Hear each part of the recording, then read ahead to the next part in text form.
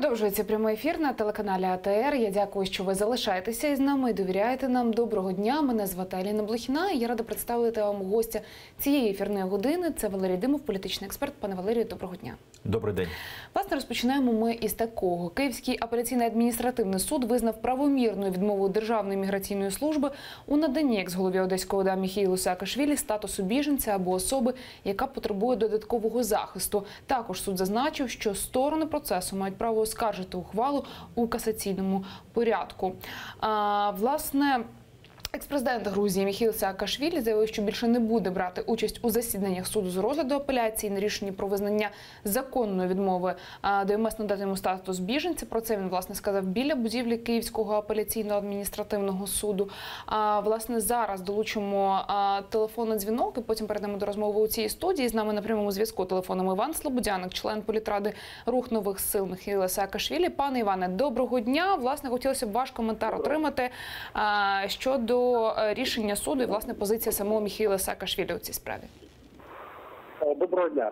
По-перше, я хотів би зробити уточнення, що в самій апеляційній скарзі немає жодних даних про статус біженця. Єдине, про що просилося, власне, в оскарженні рішення ДМС і в першій інстанції, і в апеляції надання додаткового захисту, який би дав можливість перебувати в Україні на легальних підставах абсолютно і, власне, захищатися, щоб була така можливість. Але абсолютно зрозуміло, що це політично мотивовані процеси, вони абсолютно вже мають причинно-наслідковий зв'язок з політичною активністю і протестами. Як тільки починаються у нас масові рухи, одразу починається реакція. Тобто це такий спосіб заляхування тиску. Як тільки у нас тут почав наростати протест, якщо ви пам'ятаєте, і було зі сцени заявлено, що ми не пускатимемо Порошенка на роботу, одразу на цьому ж тижні була спроба заарештувати Михайла Саакашвілі, там були ці події на Тридцятительській. Вчора ми відновили марш, і за дивним збігом сьогодні апеляція приймає вже таке рішення. Тому я думаю, що дійсно немає сенсу ходити на це судилище, тому що судом це важко назвати. Залишається, безумовно, ще процедура отримання відповіді від ДМС безпосередньо, тому що це два процеси. Тобто можна оскаржити це рішення через суд і безпосередньо в ДМС. А від ДМС вже протягом довгого часу немає жодної відповіді щодо надання статусу громадянина додаткового захисту. Тому будемо розраховувати тепер виключно на захист народу, напевно. Хоча, безумовно, будемо подавати в касацію і будемо далі працювати по всім фронтам, тому що у нас також є процес протестування самого рішення про позбавлення громадянства. І він теж незабаром відбудеться, таке засідання. Тобто ми там депутати, вірніше, адвокати вимагають присутності безпосередньо Порошенка, який, власне, скасовував громадянство. Тому дійсно немає сенсу ходити на політичні фішоу, які завідомо зрозумілим рішенням. Пане Іване, тобто ви все ж таки вважаєте, що будете домагатися безпосередньо адвокати вже відповідно певного рішення у касації, я так розумію. На що тоді чекаєте вже в касаційному суді? Нічого просто немає шляху. Це просто процесуальна дія, яка просто ми зобов'язані її зробити. Власне, пане Іване, чи який ще додатковий захист, от про який ви говорили, відповідаючи на перше питання, потребує Міхеїл Саакашвілі, на вашу думку? Я думаю, що в цих обставинах додатковий захист передусім треба, щоб ми завжди були пильні до того, що відбувається навколо нього. Тому що це ті рейтинги, які сьогодні показує соціологічне дослідження по відношенню до влади, вони показують дуже велике падіння цього рейтингу і критично низьку довіру до сьогоднішньої влади. І це буде продовжуватися. І сьогодні фактично єдина вулична опозиція, яка заявляє про реально те, що відбувається в країні, це ми. І, безумовно, система буде опиратися, тому що ніхто не віддаватиме грошові потоки мільярдні просто так. Єдине, що поки що з тим, це те, що є величезна, неймовірна міжнародна увага тому що представники дипломатичних служб також приходять на ці судові засідання. Всі за цим процесом уважно спостерігають. Відповідь за там подих. Тобто фактично від цього політичного процесу зараз залежить, яким шляхом піде Україна. На це дивиться як Європа, так і країни пострадянського простору. Тому що фактично від того, що ми зараз підемо шляхом подальшого олігархату і шляхом побудови мафіозної держави, що зараз абсолютно очевидно і видно, і поліцейської держави при цьому, бо це, як правило, завжди складові супроводжуються. Аби ми все ж таки повернемося на шлях реформ, на шлях демократії, на шлях європейський, той, про який ми всі мріємо. Пане Іване, дякую, що ви знайшли час, долучилися до нашої розмови. Іван Слободяник, член політради Руху нових сил Міхеїла Саакашвілі, був з нами на прямому зв'язку телефоном. Власне, почули ми позицію соратників Міхеїла Саакашвілі щодо рішення суду. Пане Валерію, хотілося б ваш коментар за власне цим рішенням почути і за словами пана Івана Слободяника.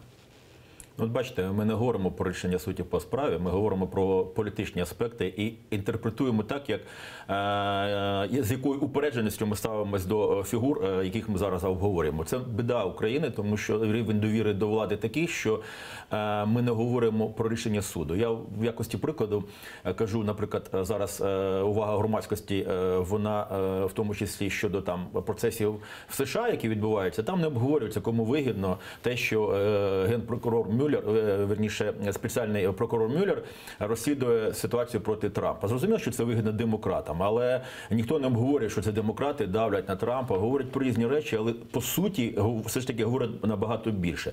В Україні ситуація зовсім інша, і я на місці Саакашвілі, на місці його представників, зрозуміло, щоб звинувачував би судову владу у рішенні суду. А якщо би суд виніс те рішення, яке би, наприклад, коли Саакашвілі відправили на поруки, тоді, пам'ятаєте, коли відбили, то тоді говорили би, що Порошенко такі слабкі, що навіть суди вже тепер не контролюють. Тобто ми виходимо з упередженості. Ті, хто підтримує Міхайла Саакашвілі, будуть казати, що це політичні аспекти. Ті, хто підтримує владу, будуть казати, що це абсолютно правове рішення. А біда в Україні в тому, що легітимність рішень судової гілки влади, законодавчої гілки влади, виконавчої гілки влади обговорюються на рівні наших політичних уподобань. І що говорити по суті, то, наприклад, думаю, що насправді все ж таки не процеси викликали рішення суду, а навпаки розборки десь там у владі, намагання послабити один одного напередодні створення єдиної політичної сили. Вони вирішили щуку в річці утопити. Тобто не люди виходили на вулицю Саакашвілі, а спочатку Порошенко за рішенням міграційної служби позбавив Саакашвілі громадянства, і тоді вже Міхайло Саакашвілі, який почувається себе як риба у воді на вуличних протестах, зрозуміло, що не міг таку подачу не відіграти. Тому після того, зрештою, і відбуваються такі процеси, коли Міхайло Саакашвілі, до речі, він зараз набагато більше проходить по тилам опозиційних сил. Тобто він не так Порошенка забирає, як, зверніть увагу, як він виграв початок політичного сезону. З вересня місяця ми тільки говоримо про те, що про Міхайла Саакашвілі. Те, що там зараз Юлії Володимирівни не було 3 чи 4 тижні, наприклад, в інформаційному просторі, вона там готувалася, але все одно Міхайло Саакашвілі обговорюється. Тому в даному випадку дуже багато аспектів, але всі вони політичні. А на превеликий жаль, рішення суду залишається заручником тієї політичної ситуації, яка складається в Україні. Дивіться, якщо ми говоримо, що фактично рішення суду у нас певним чином пов'язане із політичним підґрунтям, то тоді взагалі ці питання, на що сподівається Міхеїл Саакашвілі? Власне, досить велика перерва була навіть із цими протестними акціями від попереднього разу до цієї неділі. Власне, напередодні відбулася чергова акція під, скажімо так, егідою його політичної сили, його соратників. На що він тоді сподівається? Як гадаєте, чого прагне досягнути Міхеїл Саакашвілі шляхом, власне, ось такої позиції? Ми говоримо не тільки про протестні акції, а й безпосередньо про ось це, зокрема, спробу отримати статус біженця, до прикладу. По-перше, якщо він отримає статус біженця, він буде певною мірою знаходитись під протекторатом такого статусу, тому що дуже складно буде людину, яка є біженець, дуже складно буде, скажімо так, затримувати навіть за ті речі, за які, можливо, можна було б його затримати. Я кажу не про Саакашвілі, а про будь-яку людину, яка має статус біженця. Навіть біженці, яких, вибачте, обезлічені, там сотнями тисяч вони перебувають в Європі, але громадська увага до тих людей, які там тікали від режиму, від ситуації, яка розкладалися в Іраку, в Сирії після бомбардування Росії, Алепо, в Лівії після там певних процесів, все одно спочатку ми говоримо про це, що ця людина є біженець. Тому в даному випадку зрозуміло, що Михайло Саакашвілі намагається використовувати всі можливості, в тому числі судових рішень. Що стосується його політичної мети, то думаю, що насправді він вже певною мірою виграв початок політичного сезону. Ми говоримо про Михайла Саакашвілі набагато більше, аніж про інших його конкурентів в опозиційному таборі. Це перше. По-друге, розумієте, насправді якраз тільки вуличні протести, тільки такого роду відігравання подач, які дає рішення суду, влади і таке інше, дозволяє йому бути першим серед рівних. І якраз він вміє говорити з людьми, на відміну від переважної більшості українських політиків, які вміють говорити тільки через брифінги, прес-конференції. Він вміє говорити з людьми на вулицях. Він використовує ці можливості. Третій момент, думаю, що якщо брати політична мета в вузькому аспекті, думаю, що в нього є партнери в тому, аби ситуацію розхитати до такої міри, аби примусити владу, ну, скажімо так, піти на позачергові вибори. В такому випадку він має певною мірою дійсно конвертувати цю свою першість серед рівних в опозиційному таборі, вперше очолити всі ці речі. Тому що, ну дивіться, у нас в умовах такого олігархату в Україні політичні партії є політичними департаментами цих олігархічних кланів. В даному випадку політичні партії, які не мають свого кандидата в президенти, не можуть отримувати серйозний ресурс і отримати потім парламентські речі. Михайло Саакашвілі не може бути кандидатом в президенти. Тому він, власне, і робить такі речі. Я можу бути прем'єр-міністром, я можу насправді запропонувати народові перелік, як він вчора заявив, 7-10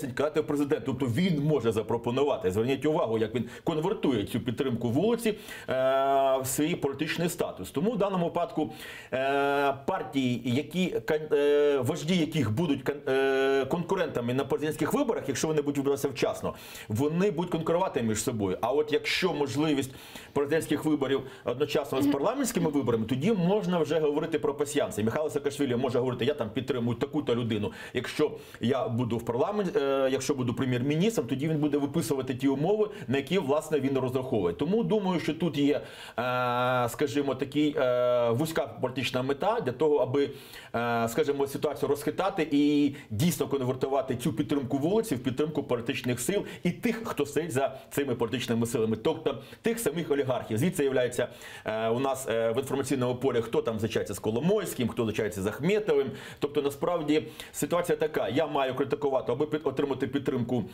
олігархів, я їх критикую, потім приходжу до них же зі своїм рейтингом і кажу, підтримайте мене, тому що я, власне, тепер маю серйозний політичний рейтинг. Так грають всі, а Михайло Саакашвілі, на відміну від всіх, може говорити з людьми, що він, власне, і використовує. Пане Валерію, у мене від вашої відповіді виникло два питання. Перше, чи може на щось розраховувати Михайло Саакашвілі в одиночку сам, тому що ми бачимо, що його підтримують і чинні деякі народні депутати, але якщо пригадати, до прикладу, ось ці акції протесту біля парламенту ще в жовтні, то тоді частина тих, хто вийшов, власне, так само під будівлю парламенту, сказали про те, що Михайло Саакашвілі занадто тягне на себе, знаєте, ковдру і відділися від нього. То чи може він на щось розраховувати сам? Це перший момент. А другий момент, от ви вже згадали про його слова про те, що я можу представити там список кандидатів на посаду президента. З ким може от у цьому контексті об'єднатися Михайло Саакашвілі? Хто може бути для нього вигідним кандидатом для того, щоб отримати певні політичні дивіденди і потім розраховувати на ту чи іншу посаду? В даній ситуації навколо нього збираються ті люди, які розраховували на позачергові парламентські вибори тоді, коли Михайло Саакашвілі старанно воював з Арсенієм Яценюком. Думав він, очевидно, розраховував, що політична сила в парламенті переросте громадсько-політичну. Деякі народні депутати зробили фальстарт, вони вийшли із лав БПП, очікуючи, що невдовзі виборці оцінять цей політичний крок, а люди так довго не пам'ятають. Наші політехнологи кажуть нашим політикам цю знамениту, що шлунок не пам'ятає вчорашньої їжі. Тому він фактично, власне, тоді думав, що він обійме посаду прем'єр-міністра, тому що він не має можливості балотуватися на посаду президента. Тому ті люди, які навколо того, пам'ятаєте, була хвиля, ці народні депутати, які тоді вийшли з БПП, із фракції БПП, були позбавлені депутатського мандата, і ті, які вийшли, але будучи мажоритарниками, вони не були позбавлені позбавлення, як пан Чумак, наприклад. Тобто ті люди навколо Михайла Саакашвілі також намагаються певну міру допомагати йому, аби бути в фокусі уваги громадськості, щоб ми з вами також обговорювали їхнє прізвище. Я в даному випадку навіть не іронізую, тому що депутат, про яку мало говорять, він насправді дуже важко йому певну міру підтримувати рівень уваги до себе і свій статус. Тому це перше. Друге, якщо брати, скажімо так, першого калібру глав політичних фракцій і політичних партій, то я вже сказав, вони є конкурентами. І якщо Михайло Саакашвілі не розхитає ситуацію до такої міри, коли він буде вибирати, хто з них буде першим, другим, а вони натомість його, скажімо так, будуть підтримувати на посаду політичні партії, увійшовши в парламент, будуть підтримувати його на посаду прем'єр-міністра, то в даному випадку, якщо не вдасться розстати ситуацію, то думаю, що всі на президентські вибори підуть порознь, і ми не побачимо такої, скажімо так, не вербальної, не риторичної підтримки, ніби вони всі його підтримують, а реальної підтримки, тому що вони всі є політичними конкурентами. І йде боротьба не так за те, аби отримати якісь посади, а те, щоб ці політичні партії, які я вже сказав, є обгортками для інтересів олігархічних кланів, тому що і олігархи будуть ставити на свою лошадку, будуть кандидувати своїх людей в закриту частину списку, а побачити, що народні депутати не ухвалять в другому читанні відкриті політичні списки, тому що статус-кво вигідний їм і суперечить монополії за ситуацію в Україні тих кланів, яких вони відстоюють в українському парламенті. Тому ми будемо бачити, що там підтримують такий-то кандидат президента і його політична сила Михайла Саакашвілі до тієї міри, поки, як ви правильно зазначили, він не буде тягнути ковдру на себе. Я був біля Верховної Ради 17 жовтня, я дуже добре пам'ятаю, як люди виступали на сцені і як вони розігрівали тих людей, які були з їх політичними прапорами. І коли одні люди виступали, то політичні прапороносці їх політичної партії уважно слухали, а інші говорили, та що він виступає, це такий, розумієте? І коли Михайло Саакашвілі підходив, то ті, які були на сцені тоді біля Верховної Ради, вони побачили, вибачте, хто в опозиційному домі хазяїн. Тому що народ біг за Михайлом Саакашвілі, а прапороносці стояли, а народ з ним біг, і тому він входив, знаєте, на білому коні. Тому в даному випадку вони конкуренти, і вони не можуть дозволити політичному конкурентові займати їх, як вони вважають, їхнє чільне місце в українському політикумі. На жаль, поки що, я вже кажу, ситуація така, що статус-кво вигідний всім, і як би ми зараз не говорили про те, як критикує там опозиція, як би вона називалась там ОПОБЛОК, або так звана демократична опозиція, там євроопозиція, або ще якась інша опозиція, насправді вони борються за ті ресурси тих самих олігархів, проти яких вони нібито виступають. Відійдемо від теми пана Саакашвілі і його, власне, планів. Перейдемо до того, що цього тижня розпочинається чергова сесія парламенту. Власне, сьогодні нардепи зібралися на засідання Погоджувальної ради. І голова Верховної Ради Андрій Парубій заявив, що, власне, завтра, у вівторок, депутати розпочнуть роботу із розгляду законопроєктів, пріоритетних для євроінтеграції України. Про це він сказав на спільному брифінгу із прем'єр-міністром України Володимиром Гройсманом. І цьоготижнева сесія розпочинається з законів, необхідних для євроінтеграції. Це проект закону про товариство з обмеженою відповідальністю і проект закону про ринки капіталу та регульовані ринки. І тим ми демонструємо спільний підхід, спільну розробку і підготовку до голосування. І, звичайно, дуже важливим на цю сесію буде закон про створення антикорупційного суду. Це фактично останній глобальний закон по реформі судової системи. І в перший ж день, завтра, я буду рекомендувати його включити в порядок денний і дати доручення комітету його невідкладно розглянути, щоб ми чим швидше змогли завершити створення антикорупційного суду. Пане Валерію, чи пригадуєте ви, щоб спікер парламенту Андрій Парубій та прем'єр-міністр Володимир Гройсман виходили на спільний брифінг, власне, з планами на сесію, яка от розпочинається, і з планами на роботу парламентарів? Бо я, до прикладу, не пригадую такого досвіду. З чим пов'язане ось це, скажімо, цей спільний вихід, як гадаєте? Я наскільки також не пригадую. Принаймні, давно такого не було. Думаю, що це була візуалізація єдності виконавчих та законодавчих гілок влади, про що, власне, вони і говорили. І Гройсман, і Парубій говорили про те, що уряд і парламент плідно працювали в 7-му скликанні, верніше, в 7-й сесії 8-го скликання Верховної Ради. Були ухвалені ті закони, яких потребувала Україна, і євроінтеграція, словами пана Парубія, закон медичної реформи, судова реформа, пенсійна реформа, таке інше. До речі, рік тому говорили про те, що шансів ухвалення цих законопроєктів немає. Я зараз не обговорюю суть і зміст і взагалі поняття реформи, тому що скільки не кажи халва в роті солодша не стане, скільки не кажи реформа, поки громадяни в своїх гаманцях і в холодильниках не побачать, і в платіжках, то зрозуміло, що дуже складно буде говорити про те, що ці реформи потрібні громадянам, а не уявні якісь євроінтеграції. Тому думаю, що це була візуалізація того, що і далі парламент буде плідно працювати, уряд буде подавати потрібні законопроекти, а парламент буде їх ухвалювати. Що стосується, знаєте, цих законів про товариство з обмеженою відповідальністю, що стосується про ринки, я думаю, що не вони є тією преградою на шляху євроінтеграції, а дійсно шалена корупція, яку громадяни ставлять на перше місце. Наш другий український фронт, якщо брати перший український боротьба з агресором, то другий український – це боротьба з тими, хто цьому агресору всередині України допомагає, а корупція допомагає насправді Путіну і ті політичні сили, які її, і політичні фігури, які її, і економічні фігури, олігархи, які її підживлюють, вони є союзниками Кремля.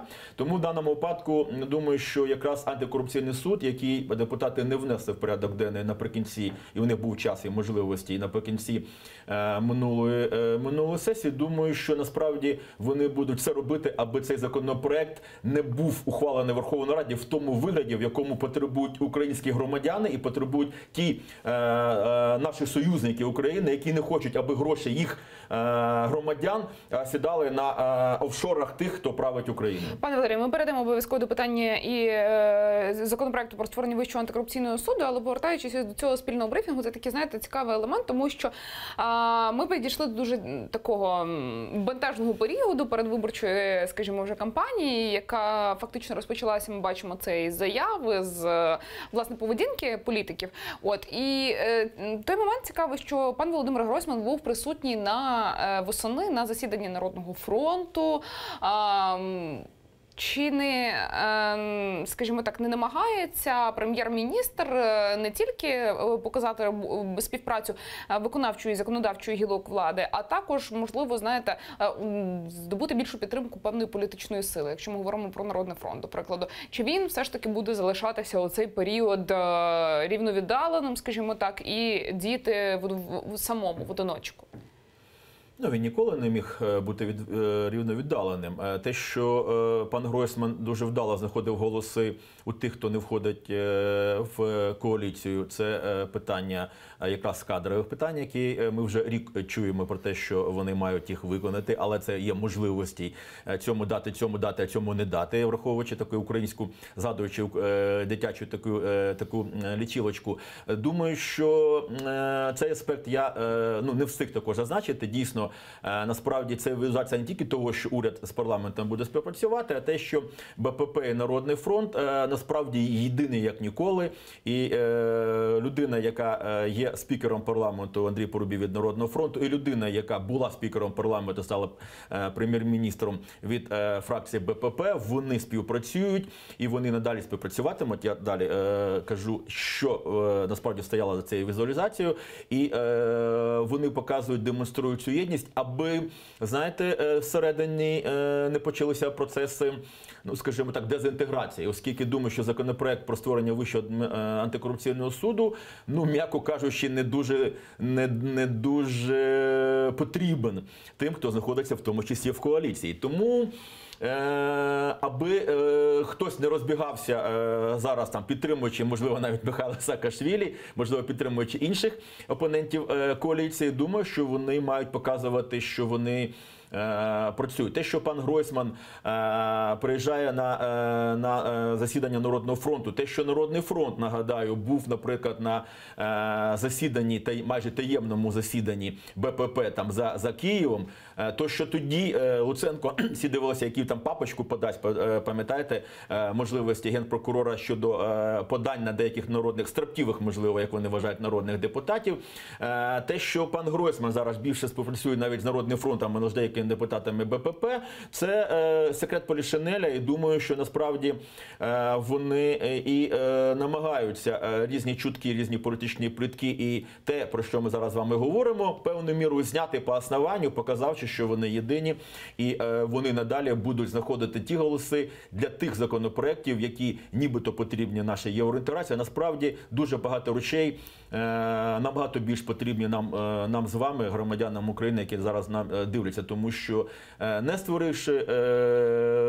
створивши антикорупційний суд в той спосіб, який треба, а не в той спосіб, як вони хочуть створити, як вони створили, наприклад, НАЗК, Національну агенцію за корупцію во главі пані Крачак, імітувавши насправді конкурси і все зробивши так, аби вони дискредитували антикорупційну структуру. Думаю, що зараз цього не вдасться. І повертаючись, до речі, до нашої з вами передачі, ця дискредитація антикорупційних структур, вона і дозволяє, ми з вами говорили про рішення суду, вона дозволяє говорити тим людям, які дійсно є і будуть корупціонерами, і на них будуть давити, будуть говорити, що це політичні тиски на депутатську діяльність, якщо будуть депутати, політичні, верніше, тиски на судді, якщо будуть судді. Тобто не створивши суд і не замкнувши цю паралельну структуру, тій структурі, яка зараз втратила залишки легітимності, я маю на увазі стару систему прокурорів, стару систему корупційних судів, не створивши так, як це потрібно, щоб воно функціонувало, ми надалі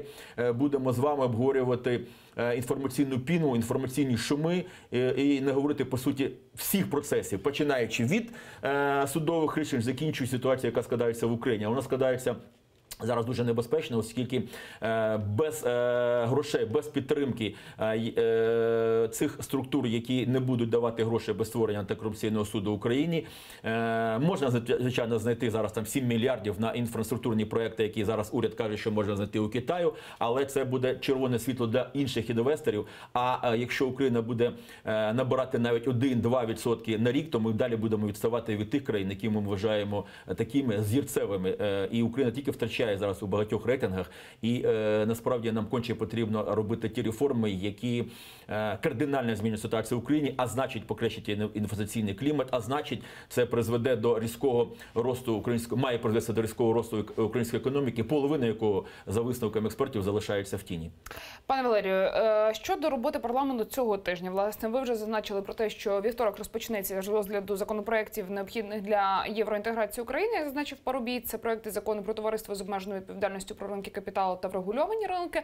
Також пан Парубій сказав, що завтра, власне, вівторок буде рекомендувати включити до порядку денного законопроект щодо антикорупційного суду. 18 січня Рада не змогла його внести до порядку денного, не проголосувала за це.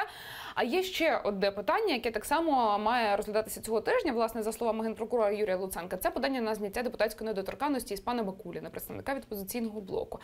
От, власне, з вівторком розібралися, принаймні розпочнеться робота з цих євроінтеграційних законопроєктів. Що далі? Чи внесуть до порядку денного законопроєкт про антикорупційний суд цього тижня? І яка доля подання на Бакуліна? Тому що, власне, те, що я чула із відкритих джерел, про те, що вже десь близько року він не в Україні перебуває. От які перспективи цього подання і взагалі внесені до порядку денного питання, про яке ми з вами говорили? Думаю, з антикорупційним судом будуть великі проблеми. Принаймні, аби торгуватися, аби впливати на те, хто буде цими антикорупційними суддями. Бо якщо будуть ті самі корупційні судді, тільки з табличкою антикорупційний суд, то, знаєте, від зміни вивіски ситуація не змінюється. Думаю, що на цьому тижні дуже складно буде внести, тому що цей закон суперечить майже всім народним депутатам і точно всім політичним фракціям, політичним партіям, які є, повторюсь третій раз, які є цими філіалами тих олігархічних кланів і відстоюють їх інтереси в українському законодавчому представницькому органі влади.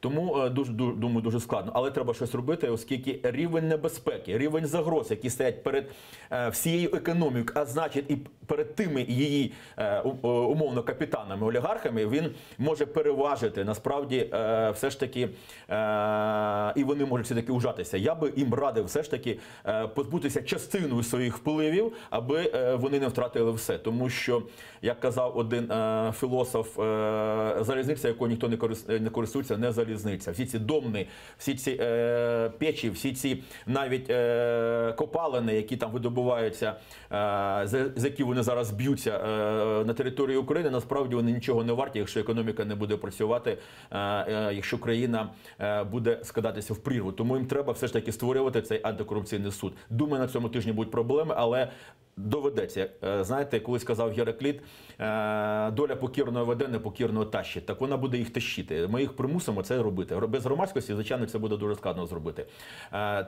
Другий момент, це що стосується того, що ми говоримо про депутатську недоторканність. Треба зняти обмежити депутатську недоторканність, тому що нас весь світ сміється. Немає такого, щоб народні депутати, навіть ті, яких піймали на місце злочину, не мали можливості спокійно собі увійти. Пам'ятаєте, у нас суддя колись відсилювався, так і депутати можуть відсилюватись. А це політизовано. Тобто ти тільки знімаєш, вони кажуть, ой, це політично тиск на діяльність. Подивіться, що вони говорять. Тому треба це зробити, тим більше, щоб переважна більшість їх обіцяла. Без нас з вами вони себе не знімуть. Але думаю, що Бакуліну майже нічого не загрожує. Йому зробили зелений коридор, він собі спокійно там обіймається, можливо, або там в одній бані париться з тими самими Насіровими, або тими самими Кадировими, Аніщенками. Тому я думаю, що йому нічого не загрожує. У нас регламентний комітет Верховної Ради фактично підмінив собою судову гілку влади. Ми бачили, коли знімали з Довгого, ми коли бачили, коли намагалися зняти з Довгого, коли знімали з Розенблата. Пам'ятаєте Дейдея, пам'ятаєте Полякова, то фактично вони знущалися над Луценком, який виправдовувався і намагався, він не є політиком, а в нього слабенька така юридичний понятійний категоріальний апарат, а вони фахові юристи, фахівці були, то вони фактично знущалися з ГПУ, який приніс подання на депутатів. І я нагадав би пану Луценку все ж таки, що дуже багато кримінальних справ, де немає цієї можливості перекинути м'яч на поле Верховної Ради України, жодних немає, скажімо так, подвіжок.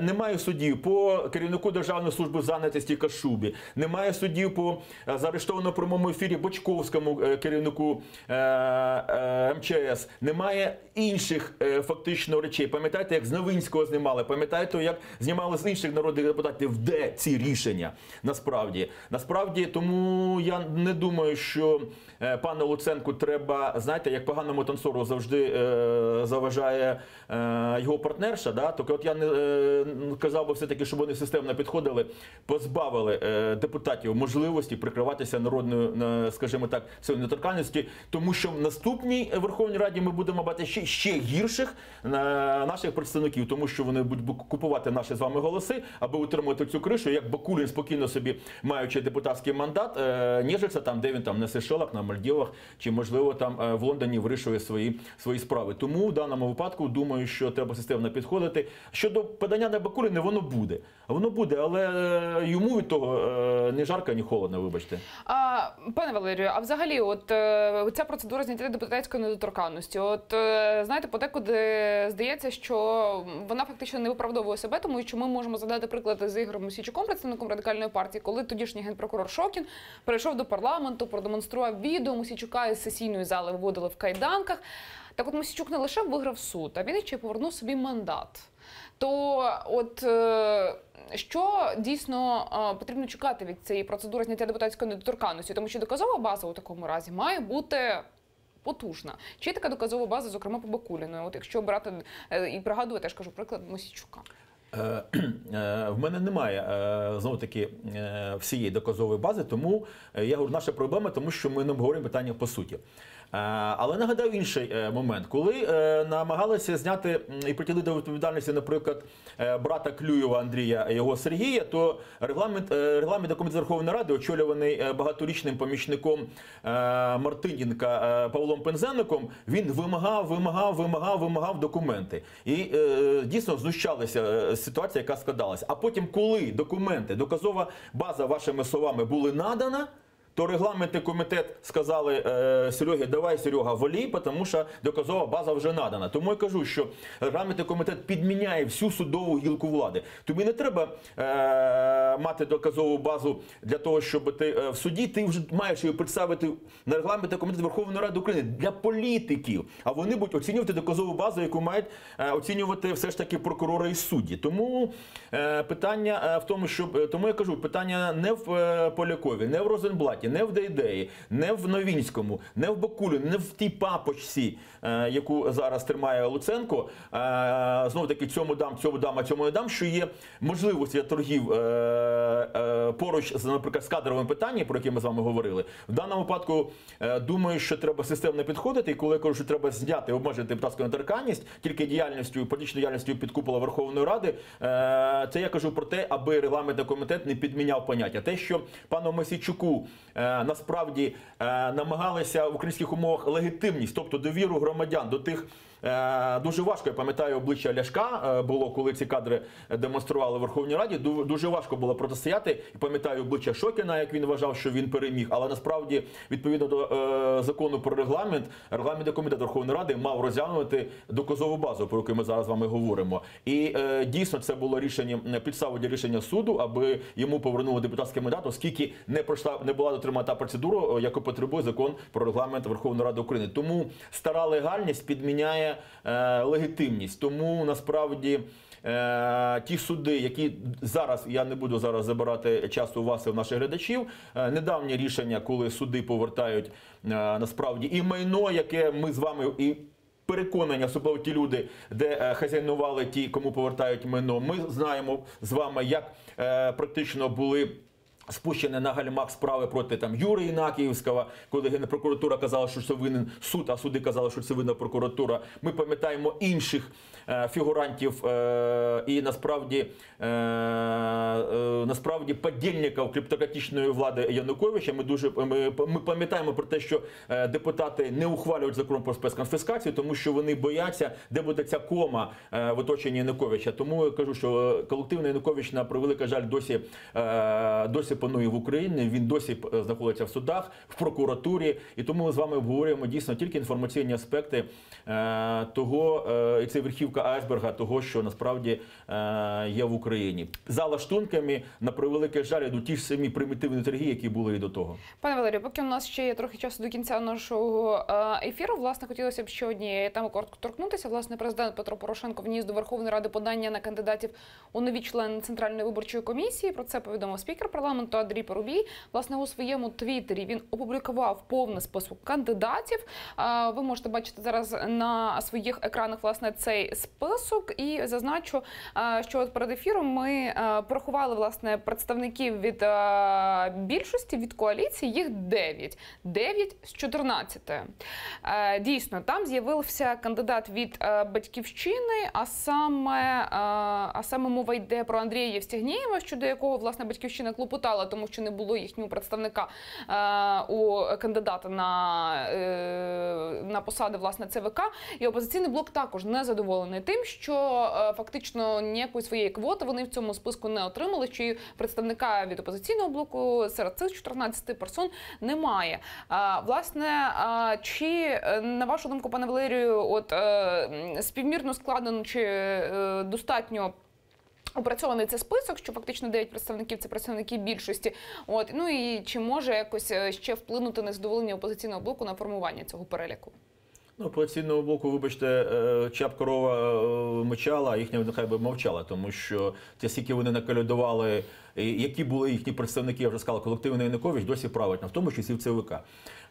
Подивіться на маєтки Охендовського, подивіться на списки амбарної книги партії регіонів, подивіться на те, що нам чомусь досі немає рішень щодо навіть розслідувань щодо цієї амбарної книги, про яку знає навіть Захід, де він обговорює питання Манафорта, але чомусь ми не обговорюємо про наших фігурантів, і чомусь тільки частина списку, яка була пов'язана з Манафортом, потрапила до преси. Я думаю, що в тій амбарній книзі багато різних імен, тих, які зараз вважають себе себе опозиціонерами в тому числі. Що стосується квот, розумієте, питання в тому, що не випадково більшість, на то вона і більшість, що вона має більшість в Верховній Раді. Це не більше фракцій. Відповідно до законів і процедур і усталених традицій, насправді, більше фракцій надають більше кандидатів до ЦВК, так завжди було, а менше фракцій, Батьківщина була найменшою фракцією в українському парламенті, то вони мають мінімальне представництво, і тільки, знаєте, політизація цього аспекту, пам'ятаю, Рябчин,